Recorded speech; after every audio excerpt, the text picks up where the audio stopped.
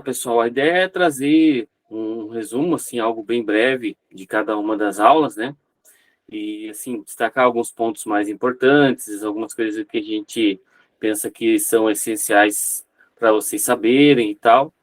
E, assim, dentro do que a gente imagina, né? Só que, assim, como a gente tem essas aulas que são gravadas, então pode ser que surja alguma questão, alguma dúvida.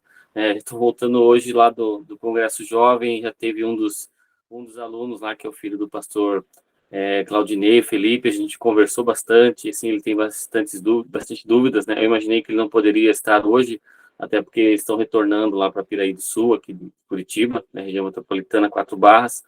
Mas, assim, a ideia é essa mesmo, vocês perguntarem. Assim, e quanto mais vocês perguntarem, na verdade, na minha visão, é até melhor, que talvez a gente vá direcionar até a próxima matéria do Antigo Testamento 2, assim, para tentar atender as demandas que vocês colocarem. Então, acho bem importante os questionamentos, bem importante colocar aí as dúvidas, para a gente poder também fazer o melhor para atender vocês. Ok? Bom, iniciando lá, a primeira aula, então a gente falou alguma coisa sobre data de composição. É óbvio que eu fiz um apanhado ali de vários autores, tentando conciliar o mais próximo possível que eu entendi ali por eles trabalharem isso. É óbvio que essas datas eu não tirei da minha cabeça, né?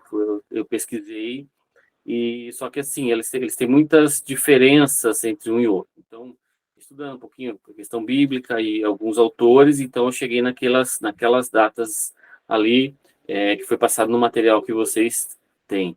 Ok? Então, não vou, obviamente, ler de novo, colocar de novo ali, mas eu sei que são datas que foram colocadas lá no material escrito de vocês, e, assim, são assim, estudos de alguns autores, e até por isso que eu não coloquei uma referência única nesse trecho desse material, porque é mais de um livro que foi consultado, né? Então, tem que colocar várias referências aí, mas é fruto de alguns estudos. Também fala um pouquinho sobre a divisão dos livros, né? Tanto na Bíblia protestante, que a gente tem, como na Bíblia, como no cânon hebraico, como no cânon católico. Então, a nossa é mais fácil, a gente tem isso mais em mente, a gente está em contato direto com a palavra de Deus, com a nossa Bíblia, então, para nós, acaba se tornando mais fácil. Alguma coisa do cânon hebraico, e eu vejo como principal a questão do cânon católico, porque ainda somos um país predominantemente católico. Então, vocês vão conviver com irmãos, com membros novos que vêm da Igreja Católica, com colegas de trabalho, colegas de faculdade, colegas enfim, de escola, né? E é interessante a gente ter uma ideia desses livros, de como é composto o cânon católico, né? Os livros que ali existem a mais, que são esses 7 livros, e saber que algumas das doutrinas católicas são baseadas nesses livros apócrifos, chamado por uns ou deuterocanônicos. Eu acho mais adequado, né, principalmente para um estudante aí de teologia, deuterocanônicos, mas a gente ouve muito falar também em livros apócrifos, né, que são os 7 livros a mais lá, Macabeus, Baruque, Sabedoria Eclesiástica, Judite, enfim. E, inclusive também algumas adições de Esther, como nós vimos na última aula, certo? Então, isso eu acho interessante a gente saber, ter isso em mente, até, inclusive, aconselho, né, a comprarem, a terem, né, quando vocês tiverem condições, é claro, mas pode ser uma Bíblia simples, uma Bíblia católica simples, né, porque quando alguém vier ali fazer um questionamento, alguém vier colocar alguma dúvida a respeito disso, né, deixa eu só conectar aqui meu carregador, alguém tiver dúvida a respeito disso, vocês têm material, têm base para poder responder, para poder atender as dúvidas, né? E isso é uma constante na vida do estudante de teologia. Vocês vão ser vistos nas suas igrejas como alguém que tem um certo conhecimento a mais. Então, vem alguns questionamentos. Então, é mais nesse sentido, né? Então, Bíblias, assim, nunca são demais. Inclusive, hoje, lá no Congresso, estava vendo aquele Antigo Testamento interlinear, que tem o hebraico, e tem as traduções, algumas traduções bíblicas ali lá do pastor Amauri. O que vocês puderem ter de Bíblia é bom, né? Em versões diferentes. A NTLH é Bíblia que eu não gosto muito, mas é bom para a gente saber, né? A Bíblia do estudante de teologia, assim, melhor, que a gente recomenda, é a Almeida Revista e Atualizada. Não sei se vocês tiveram esse com o pastor Edivar no Introdução à Bíblia, mas é uma Bíblia que ela é um pouco mais tradicional, a tradução dela, assim, é para estudo. Agora, as outras, NVI, a NAA, que está muito aí agora aparecendo uma boa Bíblia, enfim. Mas é interessante também ter pelo menos uma versão católica aí na casa, para vocês terem o entendimento de como o Antigo Testamento está ali descrito com esses 7 livros a mais, certo? Então, dos tradicionais 66 que nós temos, a católica tem 73 e mais algumas adições em ali Esther e Daniel, certo? Aí a gente trabalhou um pouquinho sobre a abrangência histórica, né? Tem questões ali, idades neolíticas, idades metais, isso não é fundamental, vocês têm no material escrito, mas não é nada assim de fundamental importância. A questão da abrangência histórica é sempre bom a gente saber, né? Uma das coisas que eu destaquei, que passou-se muito mais tempo desde Adão e Eva até o tempo dos patriarcas, iniciado lá por Abraão, do que de Abraão até hoje. Então, de Abraão até hoje é um número X lá, que não vou entrar também em quantidades exatas. E de Abraão para trás, até Adão e Eva, é um período bem maior, né? Cerca de 8.000 anos ali, só para a gente colocar isso, que é o dobro do que passou aproximadamente de Abraão até hoje, certo? São sempre dados aproximados. A questão geográfica é sempre bom a gente saber a região ali do Crescente Fértil, onde se desenvolveu ali as histórias bíblicas, né? Eu coloquei até uma figura para vocês no material escrito, né?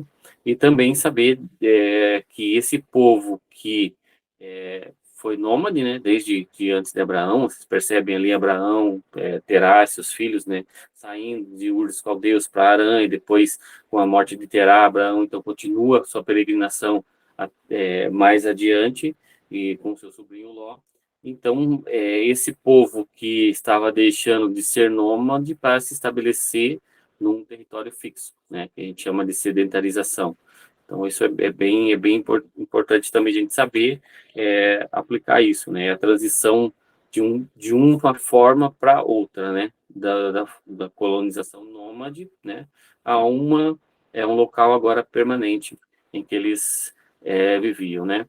Falamos também um pouquinho do zigurate com relação à Torre de Babel, que é algo que é semelhante ali na época, com relação também ao Código de Hammurabi, depois na frente a gente tratou um pouquinho mais, e a gente passa para a teoria das fontes.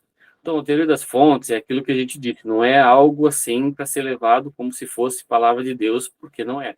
Então, alguns estudiosos identificaram essa teoria das fontes, né, em estudos que fizeram ali no texto bíblico, então identificaram cada uma dessas fontes. Então, a gente tem aí pelo menos 4 e até mais, talvez. O documento J, que é o javista, o documento E, que é o eloísta, o documento D, que é o deuteronomista, e o documento P, que é o sacerdotal, né? O sacerdotal, em português é com S, mas é o que vem derivado do alemão, que é Priester, ou do inglês Priest. Né? Então, esses são os documentos aí da teoria das fontes. Então, isso é importante a gente saber também, em algum questionamento, em alguma situação, como as duas descrições ali da criação do homem, que pode ser, né, existe a possibilidade de ter acontecido dessa forma. Então, basicamente aí isso em relação à teoria das fontes. Existem possivelmente algumas outras identificadas por alguns outros autores e assim, como eu falei, é necessário conhecer, talvez uma coisa, algo que a gente coloque aí na prova, alguma coisa assim para vocês descreverem alguma coisa breve, lógico que não decorar tudo que está ali no texto, né? Mas assim, só para ter uma ideia, para vocês terem uma ideia de que existem essas fontes e de que elas podem ser aplicadas aí no texto bíblico, ok? Então, nesse momento aí eu abro para perguntas aí em relação ao tema dessa primeira aula, se os irmãos tiverem.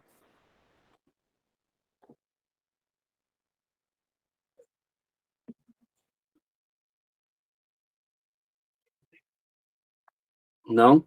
Tudo ok? certo? Então, seguimos. Vamos na segunda aula, né? Segunda aula a gente tem da criação, né? Inicia na criação, e vamos caminhando ali até a Torre de Babel, né? Dos capítulos, desde o capítulo 1º, do Gênesis, até o capítulo 11.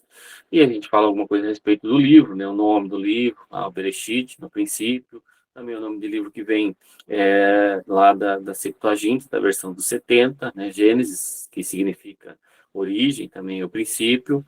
É, e vamos aí agora propriamente dito para a divisão do livro, né, dos textos colocados ali, dos livros, dos detalhes colocados ali no texto bíblico, né? Por exemplo, da criação, capítulos 1 e 2.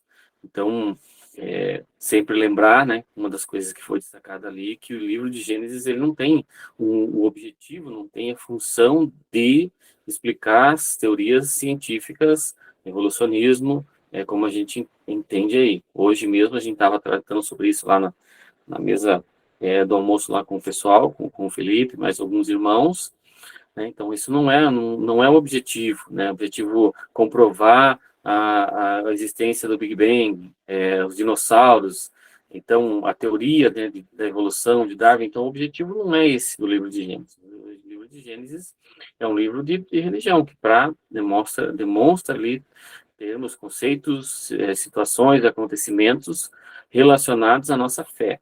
Então, não tem como objetivo descrever detalhadamente, assim, como Deus criou todas as coisas, quanto tempo levou. A gente tem o relato bíblico, em 2 capítulos, né? E o capítulo 2º, ainda mais em relação à criação do homem.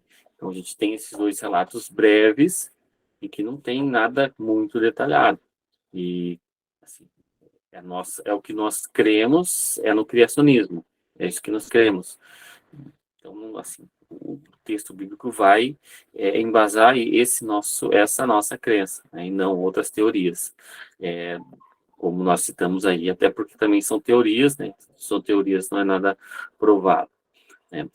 Falamos ali em relação à palavra Yom, que sempre cria aquelas dúvidas, né? Se essa palavra foi usada ali como dia, ou como um período, como uma era, ou então um tempo de 24 horas. Então, isso é importante a gente entender, né? Que por mais que a palavra dê margem de interpretação para 2 situações, a gente crê ali nos dias de 24 horas. Porém, no entanto, né, existem algumas crenças divergentes, em que cada um desses dias da criação foram períodos de anos. Então, a gente precisa saber que isso existe, que esse tipo de argumento está por aí, vários estudiosos, vários teólogos, inclusive, no nosso caso, com a intenção de questionar o sábado, né? Se não for dia de 24 horas, como é que nós vamos saber que o 7º dia, assim como nós guardamos e entendemos ser o dia de guarda? Então, isso é uma das coisas que pode ser colocada em xeque, pode ser colocada em dúvida com essa compreensão, né? É algo que a gente acaba gostando de destacar em função disso, dessas dúvidas que são colocadas diante de nós, né? Se é o dia de 24 horas ou se é um dia, assim, um período de tempo maior, ok? Então, tem várias situações. Bom, isso é uma das coisas. A diferença, né, entre o relato da criação, né, no primeiro capítulo e no capítulo 2, ele aparece no capítulo 2 de forma mais detalhada, especialmente como foi criada a mulher. Então, isso é uma coisa que existem, sim, alguns questionamentos, e a gente usa de 2 formas, né? Ou o autor que descrever de uma forma um pouco mais detalhada, como foi a criação, ou ainda que, e algumas vezes eu tendo mais a acreditar que são 2 fontes diferentes que se complementaram. Então, por isso, foi colocado ali dessa forma.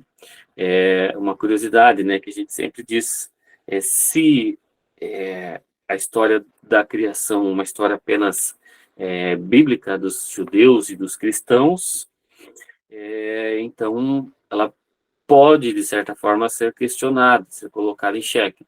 No entanto, existem algumas histórias babilônicas semelhantes à história da criação bíblica, como nós entendemos sabemos e cremos.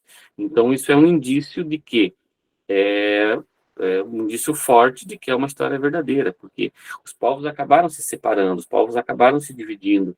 Ali em Abraão, já com Isaac para um lado, Ismael para o outro, então, e outros povos, outros povos antigos, como os babilônicos, também têm uma história semelhante sobre a criação.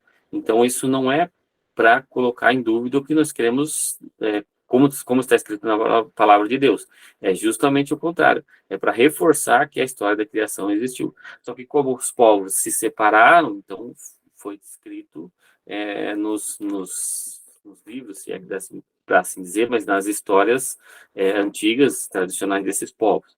Então, é justamente o contrário, né? O oposto de se colocar em xeque a criação ou não. Na sequência, nós temos o pecado original, né, que foi causado ali pela queda da mulher e do homem diante da serpente, ali a mulher e o homem depois diante da mulher, enfim, não vamos entrar muito nesses méritos, mas a gente tem ali algumas tentativas de interpretação a respeito do pecado original. E foi citada a interpretação etiológica, a interpretação narrativa histórica e a interpretação alegórica parabólica. Né? Cada uma delas de forma bem breve, né? A interpretação etiológica, explicando a origem de certos costumes, realidades da época que talvez fossem incompreensíveis para o autor do texto, né? Porque o autor escreveu esse texto bem depois do seu acontecimento. Então, existem alguns questionamentos que o pastor Augusto coloca, porque a serpente rasteja, porque a mulher sofre dores de parto, porque, sabe, algumas coisas que são colocadas ali nesse texto bíblico que a gente poderia colocar vamos dizer assim, na forma de interpretar etiologicamente, né? Ela é complicada, né? Porque a gente não, como disse lá no início, a nossa intenção não é explicar ciência num livro de religião. Então, todos esses questionamentos que são feitos aí acabam tirando um pouco o foco da intenção verdadeira do texto bíblico, né? Não é essa de explicar cientificamente, né? É apenas apontar como ocorreu ali e que isso está dentro do que nós cremos, dentro da nossa fé. Uma interpretação narrativa histórica literal, ela já é um pouco mais aceita no nosso meio protestante, no meio cristão, no meio evangélico, né? Mas também tem algumas dificuldades que são difíceis de explicar, né? Alguns questionamentos, assim como na etiológica, né? Porque a serpente fala, porque a mulher, quando ela ouviu a serpente falar, ela não teve medo, ela não achou estranho, ela não achou que aquilo era uma coisa que, digamos assim, estava fora da normalidade, tá? Por exemplo, o Deus sem o atributo dele da onisciência, ele sabia de tudo, ele pergunta para o homem onde ele estava. Então, também tem alguns problemas aí com respeito a isso. E a interpretação alegórica parabólica é o texto que foi escrito de uma forma, em forma de parábola, né? Tem como função ali ensinar uma verdade central a respeito daquele acontecimento, né? Como a queda do homem e que consequências isso trouxe para a humanidade depois dele, para todos que vieram depois dele. Então, isso é algo que se defende nessa interpretação alegórica. Então, esses também são três tópicos aí que são interessantes da gente ter pelo menos uma ideia do que cada um diz. Isso é uma coisa bacana aí para a gente estudar e um questionamento aí numa prova, enfim. Tá? Aí nós vamos, na sequência, a partir do capítulo 4 até o capítulo 6, de como a humanidade se degradou chegando até Noé.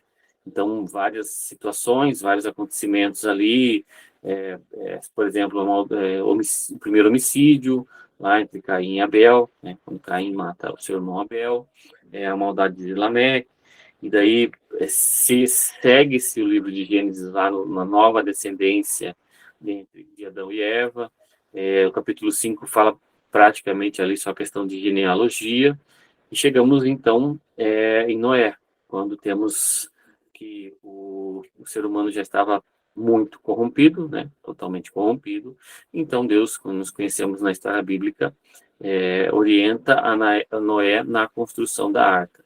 Então o pecado ali aumentou muito, né? O pecado proliferou, a palavra que eu uso, e então Deus chama Noé para que construísse a sua arca e para que assim eles terminassem todos os habitantes, todos os moradores da terra que já haviam se corrompido, né, pelo pecado, e em Noé iniciar uma nova, então como se fosse o início de novo da humanidade, né, dos seres humanos povoando a terra com a família de Noé, tá? Então, aí foi colocado também, na época, com relação ao questionamento do dilúvio total ou parcial, também é algo que não é para chocar a fé de ninguém, que não é para botar em xeque o que nós cremos, mas para nós sabermos que pode acontecer de alguém questionar, né? Perguntar para você, dilúvio total ou parcial? E aí a gente tem base para responder o que a gente crê, né, dentro do que nós cremos na palavra de Deus, ou pelo menos saber do que se está falando, né? É importante. Mais uma coisa, com relação ao dilúvio, também temos histórias babilônicas a respeito do dilúvio, né? Só que a arca era redonda, enfim, tem algumas histórias babilônicas a respeito disso, e como eu disse anteriormente, da criação, isso também reforça a tese, né? Reforça a veracidade da história sobre o dilúvio, certo? Na sequência, já no capítulo 11, então, finalizando aí essa primeira parte do livro de Gênesis, temos a construção da Torre de Babel.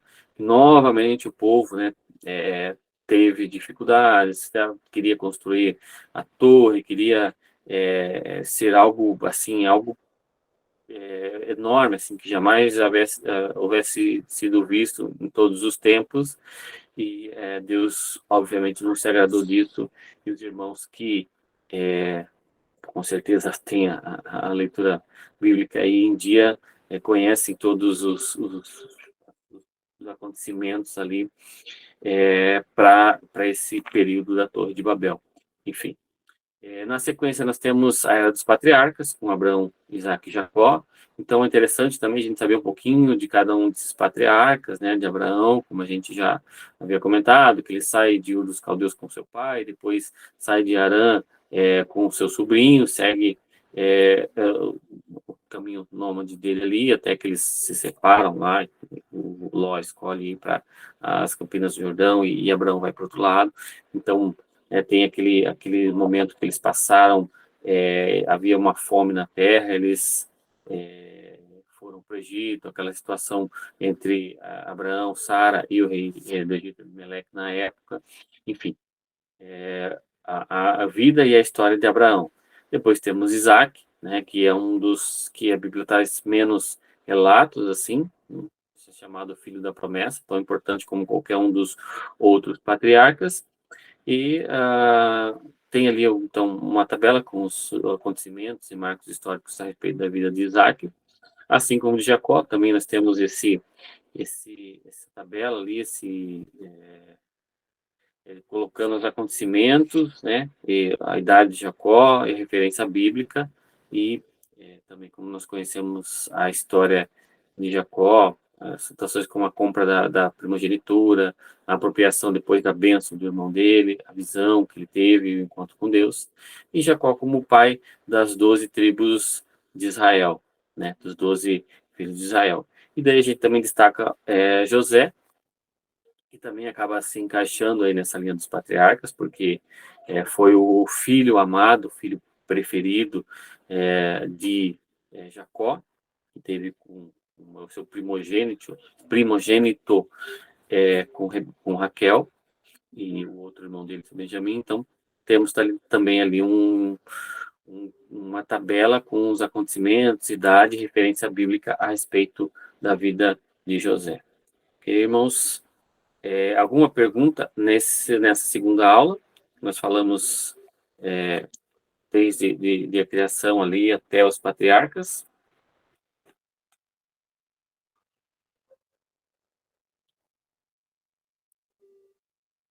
Não, também? Tudo ok? Nenhuma dúvida? Questionamento? Perguntas?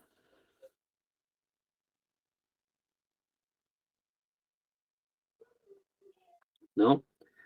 Então, seguimos com esse resumo aí da terceira aula, que é iniciado ali no Êxodo, né? Entrega da lei para Moisés como um marco histórico.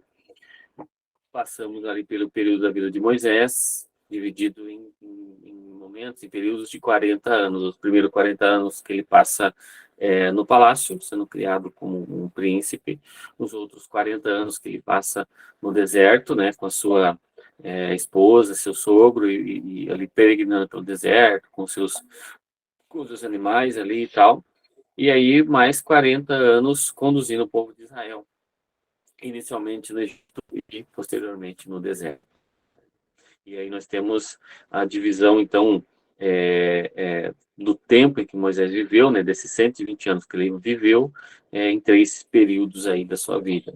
E nós formos pegar, né, esse tempo em que nós temos descritos no texto bíblico, nesses quatro próximos livros do Pentateuco, Êxodo, Levítico, Números e Deuteronômio. Então, a gente tem que o livro de Êxodo, ele acontece num período de aproximadamente um ano, iniciando ali pela Páscoa, no capítulo 12, Levítico, mais um mês. O livro de Números abrange ali cerca de 39 anos, do período em que eles passaram no deserto, e Deuteronômio, mais um mês, que é onde reforça ali as leis, toda aquela leitura ali novamente. Então, Moisés aí é o destaque desses quatro livros, né, como personagem principal, desde seu nascimento até a sua morte lá em Deuteronômio. E a gente então tem aí os estudos, né, que a gente pode buscar sobre cada um dos livros do Antigo do Pentateuco, né, que completa o Pentateuco, os próximos quatro livros. Êxodo, né, que na verdade essa palavra ela vem da Septuaginta, significa saída ou partida, né? Faz mais sentido. E na Bíblia hebraica, que se chama Welet Shemot, que significa, e estes são os nomes, lembrando que são as primeiras palavras do livro ali de Êxodo, certo? Deus, então, liberta seu povo daquela escravidão, usando Moisés como servo dele para que faça essa libertação, né? Isso é uma coisa que, lógico, com certeza vocês, como estudantes aí, sabem, né? Já leram provavelmente a história de Moisés algumas vezes. E então temos esse período aí do livro de Êxodo, né? Com relação às leis, a gente faz alguns comparativos ali com o Código de Hammurabi, né? E a lei propriamente dita ali do Êxodo, entregue por Deus para Moisés. Então, a gente tem alguns trechos citados ali do Código de Hammurabi, em comparativo com as leis do Êxodo, ou outros códigos, o Código de Esnuna, e também tem algumas referências ali em que mostra que a Bíblia até é mais exigente que esse tipo de código. E nós sabemos que existem outros códigos, né? Código sumeriano de Ur-Nammu, do rei Ur, enfim, que é datado de aproximadamente 2050 a.C. E temos, na sequência, um quadro com o comparativo do Código de Hammurabi e o Código de Esnuna. Ali, como foi introduzido e tal, assim, uma descrição breve a respeito desses dois códigos. Tá? Aí temos a lei, propriamente dito, 10 mandamentos, a divisão como é feita, né, segundo a tradição evangélica, segundo a tradição judaica, segundo a divisão do catolicismo, em que eles acabam dividindo lá o último mandamento, quando fala sobre a cobiça, porque eles suprimem a questão da adoração de imagens. Então, esse tipo de situação acontece nos 10 mandamentos. Aí nós fazemos alguns destaques aí para a interpretação do livro de Êxodo, né, que vocês têm colocados ali, e na sequência o livro de Levítico, né, que em hebraico chama lá o Ayekira, e são usadas as primeiras palavras do livro também, isso era um costume ali da forma hebraica de fazer, e ele chamou. E o Levítico vem do latim, né, Liber Leviticus, traduzindo o título da Septuaginta, né, que é Leuitikon, que significa a respeito dos levitas. E é bem isso, né? Se nós formos fazer a leitura do texto bíblico, nós vemos que são várias recomendações a respeito dos levitas, das funções, de como eles faziam, de como teria que ser feito, né? E a forma, né? Foi colocado até que a forma e a estrutura do Levítico é um pouco diferente, né?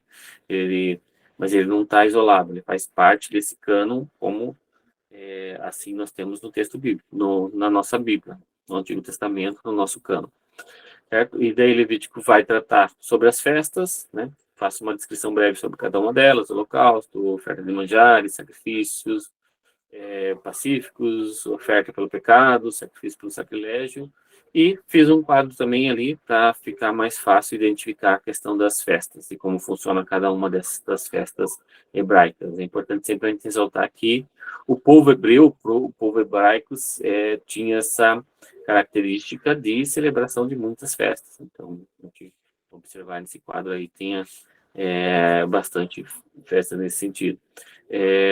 Também colocamos alguns destaques ali a respeito do livro de Levítico, né, várias situações ali. E também, na sequência, colocamos o livro de Números. Né? O livro de Números também é importante ali para que nós possamos entender alguns destaques desse período de 39 anos em que o povo passou no deserto, né? Nós temos a questão do nome, né, no livro, em hebraico, Al-Bemidbar, que significa no deserto, e daí vem para o Antigo Testamento traduzido lá da Septuaginta, né, como Aritmoi, que para o português é traduzido como números, certo? Então, alguns fatos, alguns acontecimentos importantes relatados nesse livro que abrange a maior parte do período que eles estiveram no deserto, né? Cerca de 39 anos. Então, a gente trabalha alguns destaques desse livro de números, né? Algumas coisas que a gente viu ali importantes, conforme o pastor Gusso colocou ali no seu livro. A gente usa bastante o livro do pastor Gusso.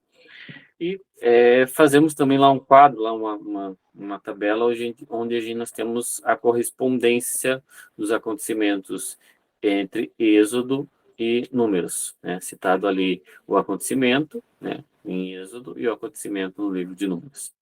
Ok?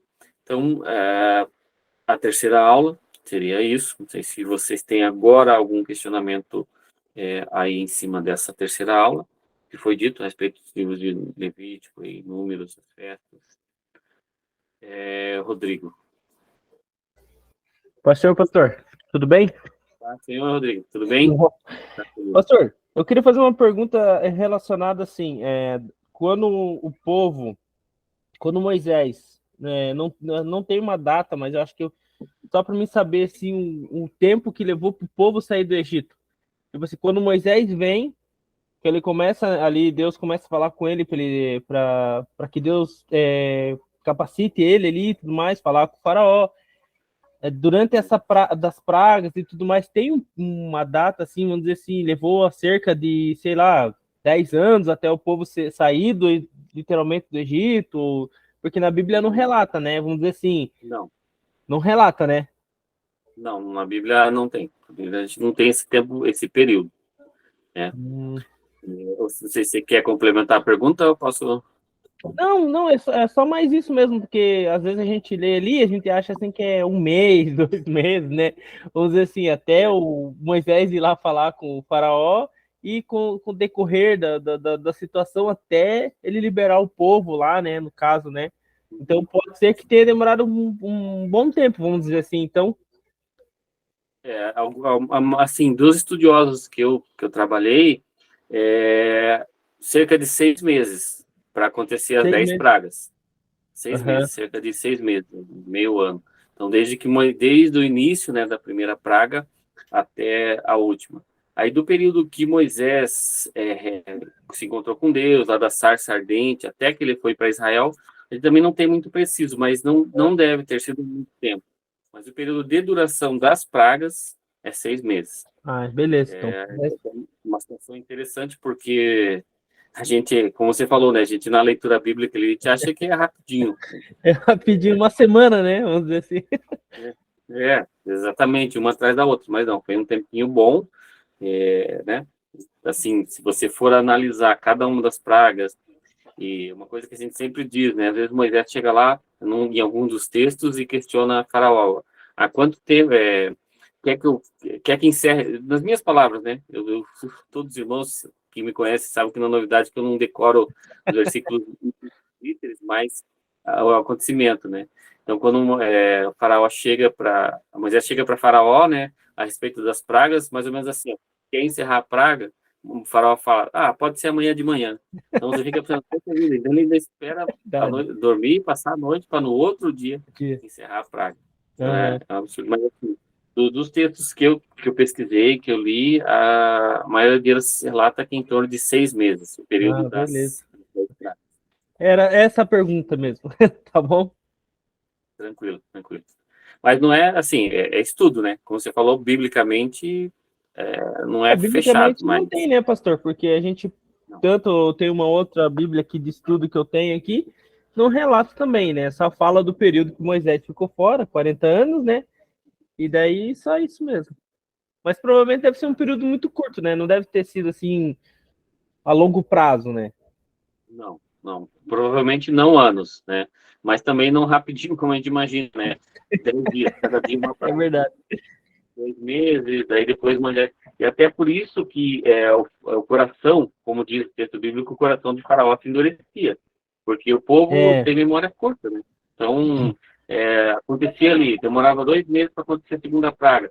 Daqui 2 meses, o Faraó já esqueceu das rãs, esqueceu dos piolhos, já, sabe? Então, até por isso, né? Que se fosse muito seguido, provavelmente, né? Não seguia dessa forma, né? O Faraó teria, talvez, deixado o povo sair antes. Mas a interpretação, assim, de forma geral, dos estudiosos é nessa faixa, na faixa de uns 6 meses ali. Beleza, então. Obrigado. Ok? Então, respondido. Então, tá bom. Mais alguém? Comentar? Questionar? Vamos lá. Pode ir. Então, na verdade, o meu não é nem questionar, né? É mais assim uma conversa mesmo. Então, quando a gente olha lá no livro de Gênesis, lá no capítulo 4, quando fala lá no princípio, no primeiro homicídio, né? Que começa lá do verso 8 até o 16, 17, né? O mais interessante é que quando a gente está olhando todas essas questões, aí você olha e você vê o Antigo Testamento, no modo geral, como o pastor falou, realmente não é para provar nada, é pela fé. Porque eu tive uns questionamentos com relação a essa passagem, porque ele diz que Deus falou com Caim e perguntou o que ele tinha feito e expulsou ele daquele local. E ele saiu e foi para longe, onde ele encontrou a esposa dele, digamos assim, né? Onde teve o primeiro filho. Mas quando você olha, era só Caim, Abel, né? Seria o Adão e Eva, Caim e Abel, que seriam os 4 primeiros, né? Então, um dos questionamentos que eu já recebi bastante foi nessa questão.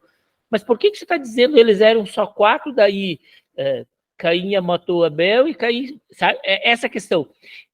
E a fala que o pastor falou veio muito no meu coração, dizendo assim, mas foi exatamente dessa forma, é para você acreditar, para você ter fé, não estou querendo provar nada para ninguém. É como a cobra que fala, né?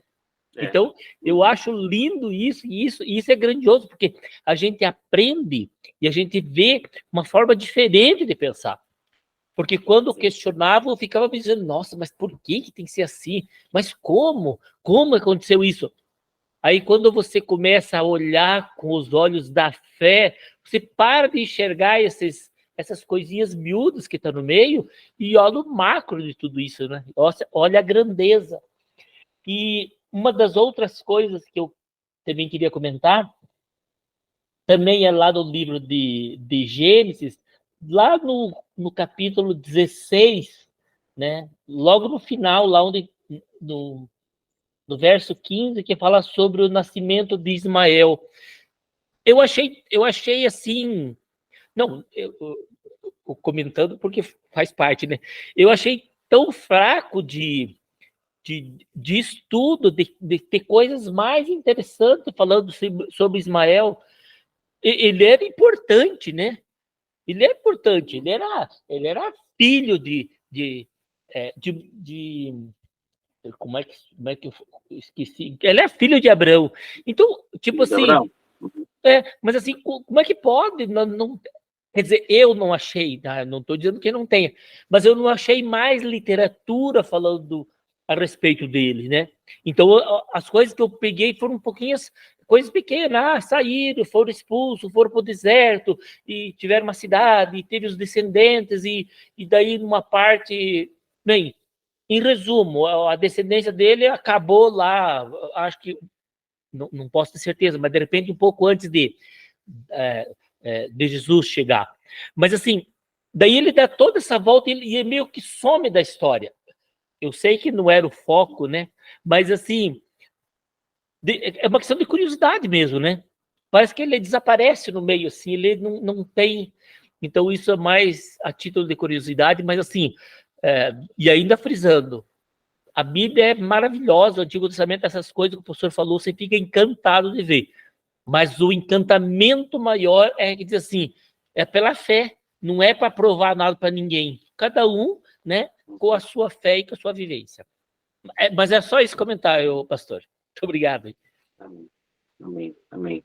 Deus abençoe, irmão Ângelo. E, só com relação a Ismael, né, ele é raiz dos povos, dos ismaelitas, né, raiz dos muçulmanos, vamos dizer assim, dos ismaelitas. A gente, né, aqui não tem tempo para a gente explorar muito isso, mas lá na frente, né, ele tem a descendência deles, vamos dizer assim, está ali num dos povos islâmicos, ali nos muçulmanos, né, bem mais lá na frente. Então, o pastor André, que é da parte histórica, ele também provavelmente pode nos ajudar nessa questão, né. Mas, enfim, Deus abençoe, irmãos, obrigado pelas perguntas, isso sempre enriquece o estudo, enriquece a aula. Agora vamos para a aula 4, vamos dar uma aceleradinha, senão o pastor André vai puxar a minha orelha. O último livro do Pentateuco, né? Iniciando a quarta aula, vamos falar sobre Deuteronômio, né? Que ele é Hadebarim, que é retirado também das primeiras palavras lá do livro de Deuteronômio, estas são as palavras. E na Septuaginta, Deuteronomium. A segunda lei. Deutero, segundo, né, como a gente falou também em relação aos deuterocanônicos, mas é Deutero, segundo, nomos, lei, segunda lei. Isso se passa no último período ali, no último mês dos 39, dos 40 anos que o povo passou peregrinando no deserto.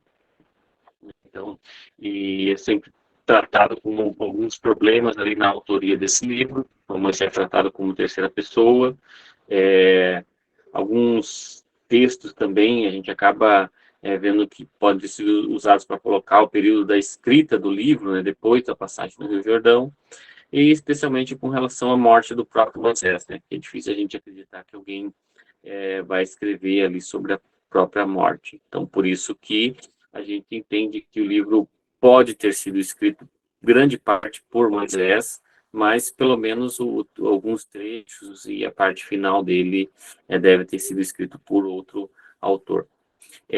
O Deuteronômio também tem uma questão interessante, né? Isso é muito bom a gente marcar, a gente ter como um destaque aí, talvez como um possível questionamento futuro, as referências com relação lá a Jesus e quando Jesus foi tentado pelo diabo no deserto. Além de outras, muitas vezes, que ele é citado no Novo Testamento, né? Cerca de 80 vezes. Aí cita ali a conversa de Jesus com Satanás, e como o próprio Jesus rebate os questionamentos do Satanás com a própria palavra de Deus. Tratamos alguns destaques do livro de Deuteronômio, né? Muitas coisas referentes ali a textos bíblicos, situações de que aconteceram no livro, né? Não vou detalhar muito isso, já está avançando um pouquinho no tempo, né? E na sequência, daí nós temos dessa aula, então, basicamente, falando sobre o livro de Deuteronômio, né? Então, colocando ali todas as questões relacionadas ao que os acontecimentos de Moisés no livro, a repetição das leis, como Deus fez para reforçar, digamos que uma repetição das leis ali no livro de Deuteronômio. Então, a afirmação ali dos destaques que a gente pode chamar a atenção, a afirmação de que só Deus é Deus, só Yahvé é Deus, certo? Aquele mandamento do Deuteronômio que é o Shema, né? Deuteronômio 6, tá? Que nós temos fala a respeito que os judeus até hoje têm como uma tradição, como uma questão deles, né? Que é amar o Senhor teu Deus, todo o seu coração, de toda a sua alma, de todo o seu entendimento, né? De todo o seu coração, alma e pensamento, amar Deus com todas as coisas, né? Então, isso é uma coisa que é bem marcante na vida do povo judeu ainda hoje, né? Isso é uma das coisas extremamente importantes do livro de Deuteronômio. Alguns outros textos bíblicos que podem gerar dúvida ali, que são citados, né, no livro do Deuteronômio, com relação a leis, né, a gente vê e também se observa a lei do assassinato, em que a gente tem um paralelo com o texto bíblico no Novo Testamento, onde Pilatos lava as mãos diante do que os judeus queriam fazer com Jesus, diante da morte de Jesus. É uma coisa que já havia lá nesse tempo do Antigo Testamento, né? Quando o corpo era achado entre duas cidades, era medida a menor distância entre as duas cidades e a qual estivesse mais próximo o corpo, então era colocado como culpado ali daquela cidade mais próxima. Enfim, essa aula foi basicamente tratada a respeito de muitas vezes colocadas ali no livro de Deuteronômio. A quinta aula nós temos, então, desde a entrada em Canaã, em Juízes, iniciando ali, né, Josué, a tradição entre a transição, desculpe, não a tradição, a transição entre o período nômade para uma sociedade sedentarizada, aquele termo que a gente usou lá no início. Então, nós temos esse período em que Josué entra ali, inicia a entrada ali para a terra de Canaã e para a conquista dos territórios ali que Deus havia dito que seria dele. O nome de Josué, né? Yehoshua, a gente foi transliterado como Jesus Naue, Josué filho de Nun, e que tem o mesmo nome usado para Jesus no Novo Testamento grego. Né? Josué e Jesus, o nome de Josué e Jesus são o mesmo, é a mesma raiz ali da palavra. Ok? Josué, então, traz todo esse período, parte desse período, né? E depois, lá no Juízes temos a continuidade, mas Josué da conquista da terra, da distribuição das terras, essa situação toda aí que nós temos iniciada ali por Jericó, pela conquista de Jericó, daquela forma tão maravilhosa, onde Deus atuou. É lógico que nós temos a obediência do povo, fazer tudo que Deus havia mandado, girar em torno da cidade por 7 dias, aí no último dia 7 vezes, trocar a trombeta, gritar e Deus entregar o povo nas mãos dele. Tem aquela situação de Raabe, que é um pouco controversa, né? É uma prostituta que salva o povo de Deus e que está na genealogia de Jesus. Uma situação ali em que nós podemos ficar com alguns questionamentos, algumas dúvidas em relação a isso. Com relação ao pecado de Acã, e que isso teve consequências para todo o povo. Então, Acã pegou do que não era para pegar, pegou do que era anátema, que era maldito, uma tradução simples da palavra, quebrou o acordo, digamos assim, o concerto com Deus, e então o povo todo sofreu por isso. Então, isso é uma questão bem importante a gente destacar, que muitas vezes o povo todo sofre pelo pecado de um ou né, a uma família, no caso ali. Então, isso é uma coisa que nós temos que ter bem em mente, né, com relação ao que é colocado ali no livro de Josué. E também um destaque interessante que Josué coloca que toda a família dele serviria a Deus, lá no capítulo 24, né? E na sequência, então, nós temos aí o livro de Juízes.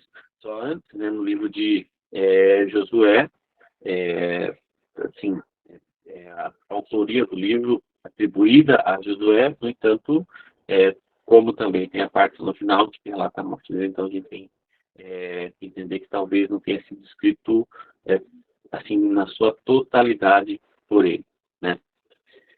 Enfim, daí nós iniciamos o período dos juízes, da monarquia, dos juízes da monarquia, né?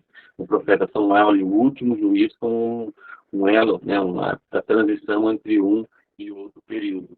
Então, o nome em português, né, vem de Liberty Judicum, está baseado ali no termo grego que possui do significado de juízes. No hebraico, o nome Shoftim escreve pessoas que não eram apenas árbitros, né? Não apenas atuavam como juízes, mas principalmente como libertadores. Isso faz muito mais sentido. Nós temos o contexto do livro, vemos como esses líderes atuaram na época. O termo, né, o título do livro encaixaria muito mais com a palavra libertador, e não só apenas juízes, como que nós temos o significado como nós entendemos hoje, né? E lá no hebraico usa a palavra Moshiach, né, no texto bíblico, que tem o significado de libertador. Okay? Algumas questões ali a respeito do livro de Juízes, né, com relação à data da escrita, que pode ter sido escrita posteriormente, muito posteriormente aos seus acontecimentos, por uma expressão em hebraico que diz ali, né, no texto bíblico de Juízes 18:30, Ad Yom Yelot Haaretz, em português, até o dia do cativeiro da terra. Pode ser que seja o cativeiro babilônico, mas pode ser também um período em que o povo ficou sob domínio de outro povo inimigo. Se nós pegarmos o livro de Juízes, ele é altos e baixos, né? O povo vai bem, o povo tem paz. O povo começa a pecar, Deus manda um povo inimigo oprimir o povo dele e levanta um libertador. Então, essa era mais ou menos a sequência em que se deu ali o livro de Juízes. Mais adiante tem alguns destaques que ajudam na interpretação do livro. A gente coloca ali todos os juízes, né, com sua referência bíblica, tribo, opressor, o período de opressão e descanso e o tempo total. Então, nós colocamos ali, só enfatizando que se nós somarmos pura e simplesmente o tempo em que eles atuaram, os juízes atuaram, é maior do que aquele tempo de 340 anos que a gente colocou lá anteriormente do período dos juízes. Mas é porque eles se sobrepuseram. Então, em alguns momentos, esses juízes julgavam ou libertavam em locais diferentes do reino, né, do Israel, e por isso que teve essa sobreposição, vamos dizer assim, de 70 anos aí de diferença. Né? Então, enquanto um atuava lá, por exemplo, sei lá, em Issachar, o outro atuava em Efraim, e eles estavam no mesmo período ali de anos, né, um cobrindo o outro. Às vezes fazemos uma breve descrição, um breve resumo da história desses juízes, né, colocamos ali numa tabela, né, o que cada um fez, o que tem de assunto relacionado a cada um dos juízes no texto bíblico. Alguns têm pouquíssimas, só os versículos mesmo, outros a gente consegue algumas outras referências, enfim. Isso acaba acontecendo ali no livro de Juízes. Né? Uns têm muita história para contar, outros bem menos, né? Ou quase nada.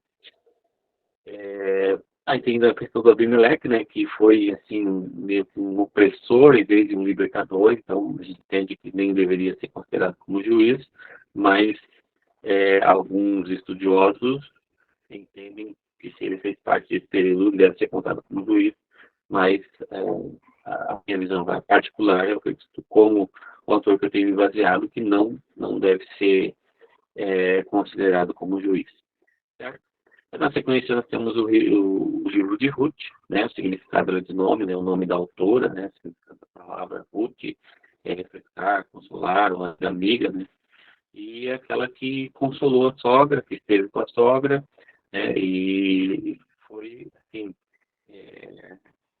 Davi defende dela, né. Isso, o nascimento de Davi aconteceu ali pelo menos uns 200 anos depois dos acontecimentos ali do livro de Ruth, né? Então, Davi é descendente dela, né? E tem ali alguns destaques interessantes, a questão dela com a sua sogra, a questão das leis, a lei da respiga, a lei do levirato, a lei do resgatador, todas destacadas lá nos livros de Deuteronômio e Levítico posteriormente, mas que são demonstradas aí novamente no livro de Ruth. A gente coloca alguns destaques a respeito desse livro, alguns versículos, alguns textos bíblicos, algumas situações ali em que a gente pode entender um pouquinho mais do que o autor ou a autora quis colocar. A gente defende que não é o autor, porque naquele período era muito difícil entender, naquele período patriarcal era muito difícil entender que uma autoria feminina fosse reconhecida, né, para esse livro. Então, conforme o Talmud, a tradição do Talmud, a tradição hebraica, possivelmente Samuel tenha sido o escritor desse livro. Okay? Vamos caminhar agora para a sexta aula. Algum questionamento, alguma pergunta a respeito dessa aula, da quinta aula? Vamos ver aqui.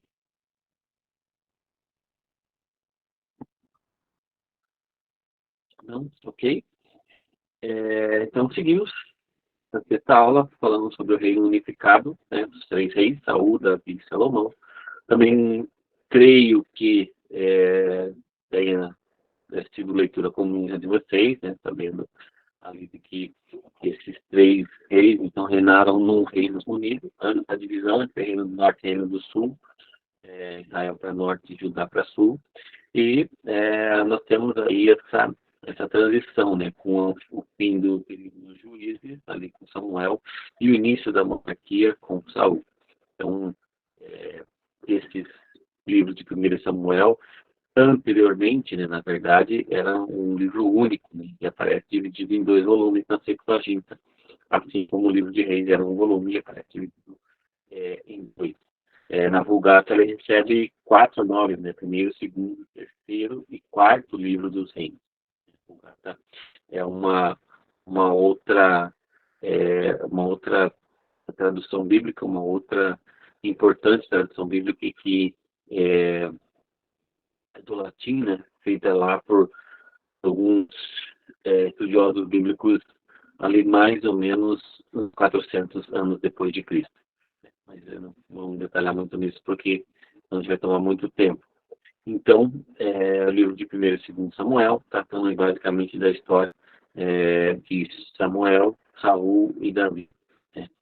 Tem umas questões de Salomão, tudo brevemente relacionamento, mas a princípio ali trazendo mais a história desses 3 personagens, né? Samuel, Saul e o rei Davi. E assim, os livros de Samuel são livros bons de ler, são livros que trazem muitas histórias, né, ali desse período. E a gente trabalha nisso, alguns destaques que ajudam também na interpretação dele, né?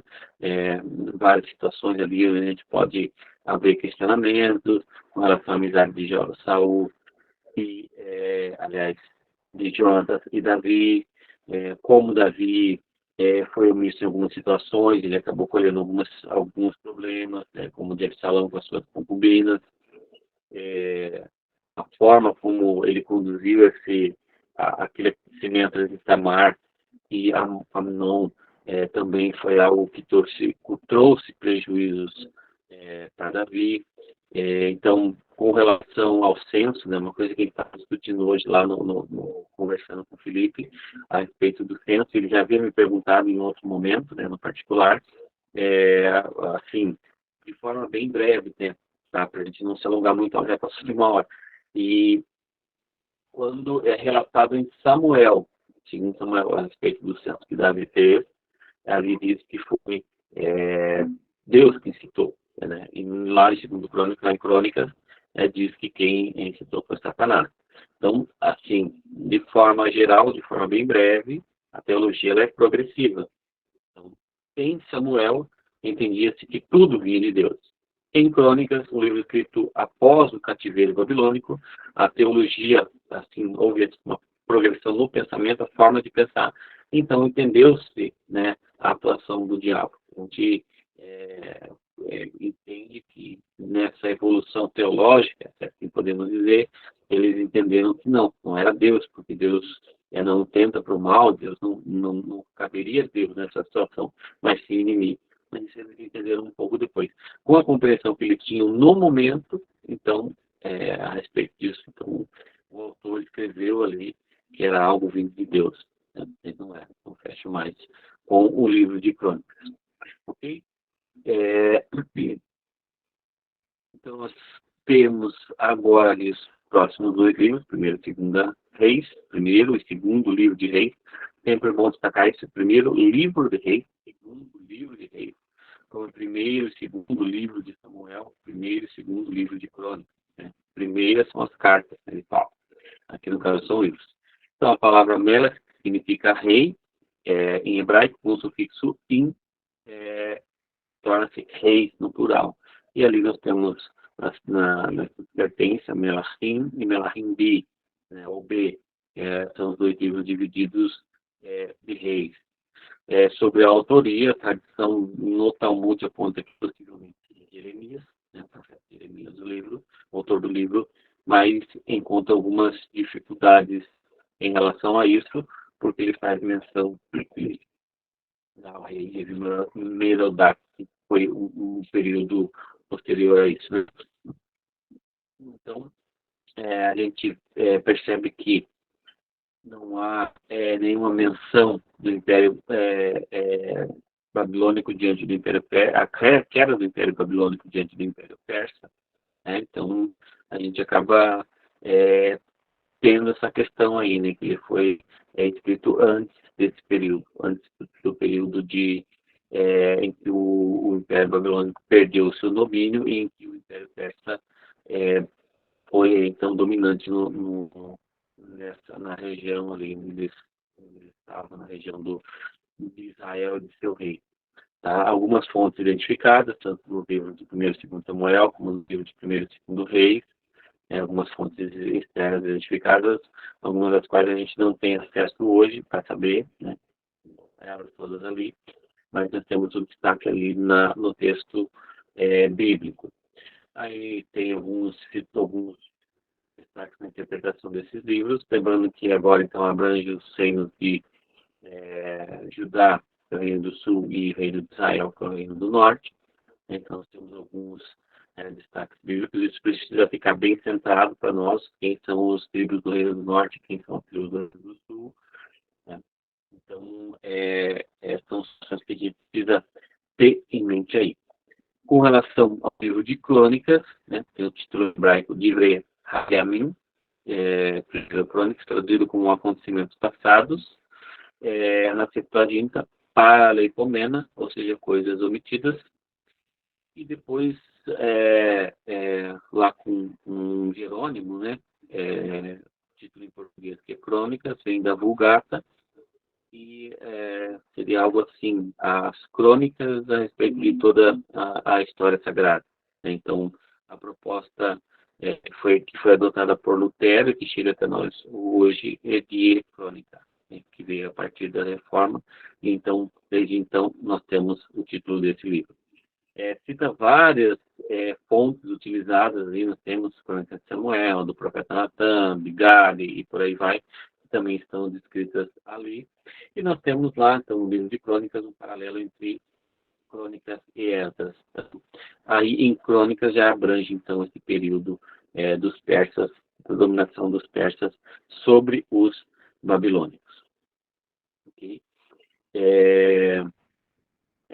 Tem algumas divisão geral do conteúdo do livro ali, eu peguei do Cláudio de Francisco, citei ali para vocês no texto escrito. Mexemos ali com algumas questões que ajudam na interpretação do livro. Ali vocês vão ter bem descrito uma das possibilidades a respeito da diferença do livro, da citação lá do censo pelo livro dos livros de Samuel, depois em Crônicas. Tem duas possibilidades ali descritas. Isso é bom, isso é uma coisa que sempre vem em questionamento também, então isso é bom a gente ter. Fala um pouquinho sobre a divisão do povo, a divisão dos reinos, né? Então, a gente já tinha algo anterior, já vinha mostrando essa divisão ali no escrito do texto bíblico. E, enfim, mais alguns destaques ali que estão importantes, mas também não tão relevantes assim. Finalizamos a sexta aula, esse breve resumo. Para a sétima aula, não sei se vocês têm algum questionamento, alguma pergunta em relação à sexta aula. Podemos partir para a sétima. Sim, ok. Ali na sétima, a sala ficou uma aula bem longa, né? Vocês podem ter percebido pelos vídeos, vou tentar resumir de forma bem breve. Então, a gente tem uma tabela ali com o reino dividido e várias características desse reino. A gente tem mais uma tabela com os reis de Israel, né? Rei, tempo que reinou, a índole, os textos bíblicos do profeta, enfim, o período ali que reinou, né? Ele explica cada dessas tabelas, é uma coisa um pouco mais didática, eu consegui um material de estudo. Colocamos também agora algumas situações ali a respeito do Reino do Norte, ainda na sequência, né, com a questão dos profetas ali, Elias e Eliseu, uns profetas que tiveram bem destaque. Elias aparece até no Novo Testamento, lá no livro de Tiago, né, que é um texto bem interessante. E o profeta Eliseu, né, marcado por alguns milagres, alguns sinais que ele fez entre o povo nesse período. Fala sobre o Naamã, né, um leproso que foi curado, né, um rei que não era um rei de Israel, um rei sírio, um servo do rei sírio, desculpa. Então, mais alguns destaques nesse sentido. Aí falamos um pouquinho do Reino do Sul, Judá, né? Construção do templo e tudo mais, como Salomão teve um papel importante aí nisso. Fazemos a divisão, então, fazemos agora a tabela dos reis do Reino do Sul, assim como fizemos do Reino do Norte também, com todos os nomes ali e tal, né? Ali temos alguns destaques, algumas situações ali do livro de Crônicas também, que a gente não vai se ater muito detalhadamente aqui, né? Colocamos então o cativeiro babilônico, que é um marco importante, uma etapa importante do povo de Israel. A gente divide ali em pelo menos três vezes, né? 3 invasões ali para citar. Então isso é uma coisa bacana aí para a gente cobrar em uma possível prova, né? A primeira lá, em 605, a segunda, depois, e a terceira, né? Então a gente tem três momentos aí, 3 fases em que Nabucodonosor faz a deportação dos judeus para a Babilônia, né? 605, 685, 586, desculpe, e 582. Então, o momento que Nabucodonosor leva os filhos de Israel ao cativeiro. Depois do cativeiro para a reconstrução de Israel, isso passa pela queda da Babilônia, né? Por meio dos medos persas. E aí nós temos o decreto de Ciro, então, que permite que os cativos voltem para reconstruir Jerusalém. Então, esse período é um período bem complicadinho, ali, o período de Esdras, de Neemias, não pela complexidade dos textos, mas principalmente porque muita gente confunde e coloca eles todos exatamente no mesmo período contemporâneo, né? Quando nós sabemos que existe uma diferença grande ali entre o primeiro retorno, né, com Zorobabel na liderança, com depois Esdras e Neemias. Esdras e Neemias depois já estão bem mais próximos, né? Eles já têm ali cerca de 14 anos apenas de diferença, quando que de Zorobabel para Esdras, cerca de 80 anos. Então, nós temos uma diferença grande de tempo aí entre os dois, certo? Faço uma descrição de Zorobabel e Esdras, e aí destacamos a interpretação, destaques, né, que ajudam na interpretação do livro de Esdras, alguns exemplos ali. Falamos também do livro de Neemias, alguns destaques que ajudam na interpretação do livro de Neemias. E, por fim, nós tratamos, então, sobre Esther, que é aquele livro polêmico, nós falamos na aula, em que há sempre alguns questionamentos sobre a canonicidade dele ou não, pelo fato dele não citar textos referentes a Deus, referentes a práticas religiosas da época, e outros, como aqui, como Zacarias, fazem várias menções a respeito disso, a respeito de Deus, a respeito de costumes, de oração, de tempo e coisas e tal, como isso não acontece no livro de Esther. Então, isso é estranhado por muitos teólogos, por muitos estudiosos, e que colocam em xeque a questão da canonicidade do livro de Esther.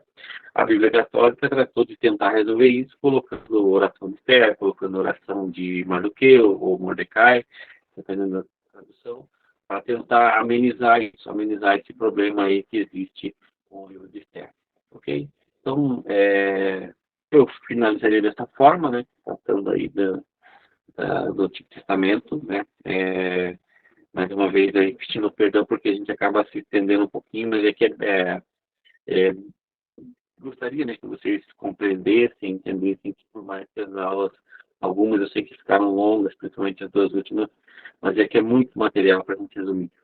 Assim, se eu pudesse, a gente ficaria falando no final o dobro, o triplo do tempo que a gente tem para falar, mas a gente sabe que assim, não é o momento, né, pastor André? Talvez a gente futuramente tenha uma outra forma, uma outra visão sobre o time, mas a ideia nesse momento é essas aulas mais breves.